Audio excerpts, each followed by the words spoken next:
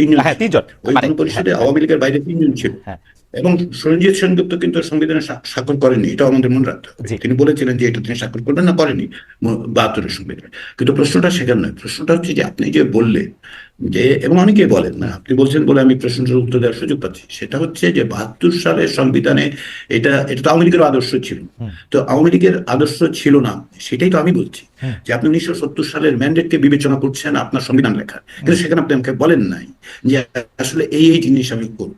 বরঞ্চ 71 সালে গণযুদ্ধের সময় আমরা চুক্তি করেছি, এটা সামাজিক চুক্তি। হুম, হুম, সামাজিক চুক্তিটা কি, যে সাম্য, মানবিক মর্যাদা এবং সামাজিক সুবিচার সুবিচার, নিশ্চিত করবে, এই জন্য আমি রাষ্ট্র প্রতিষ্ঠা করছি। রাইট, তারপর আপনি হঠাৎ করে 72 সালে এসে আপনাদের মনে হলো যে না, আরো 4টা জিনিস আমাদের কোথাও থেকে আবিষ্কার করতে হবে, ওই 3টা আমরা ফেলে দিচ্ছি।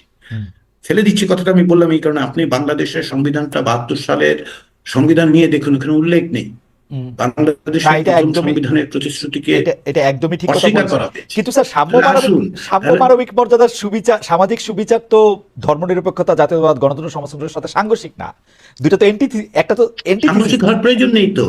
আচ্ছা, সাংঘর্ষিক হওয়ার প্রয়োজন নেই। আপনি আপনি বলুন যে আপনি ধরুন 72 সালের সংবিধান যখন তৈরি করা, তারপরে কি একটা গণভোট হয়েছিল? নো, না, হয়নি।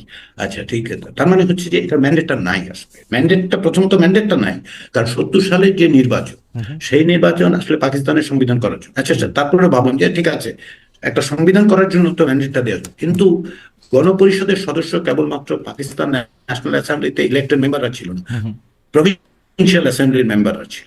প্রভিন্সিয়াল অ্যাসেম্বলির মেম্বারদেরকে 1970 সালে কি বাংলাদেশের মানুষ সংবিধান লেখার ম্যান্ডেট দিয়েছিল? দেয় নাই স্যার, দেয়নি তো। দেয় নাই। তাহলে মুক্তিযুদ্ধের মধ্যে দিয়ে সে ম্যান্ডেট কি অর্জন করলো? মুক্তিযুদ্ধের মধ্যে দিয়ে শুধুমাত্র কেন আওয়ামী লীগই এই ম্যান্ডেট পাবে? কেন বাংলাদেশের যে অন্য শক্তিগুলো লড়াই করেছে তারা কেন সেই ম্যান্ডেটটা পাবে না?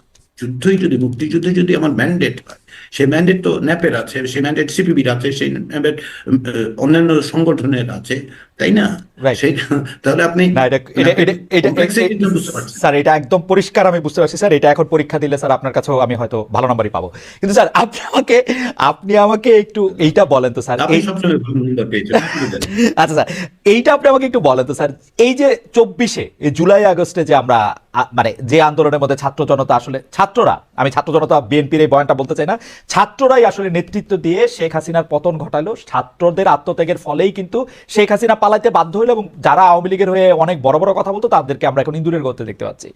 কিন্তু ঘটনা হচ্ছে স্যার, এটার মধ্যে তো আমাদের অংশগ্রহণ ছিল, ছোট হইতে পারে, বিএনপির অংশগ্রহণ ছিল, বড় হইতে পারে, ছোট হইতে পারে, অনেকের অংশগ্রহণ করেছিল।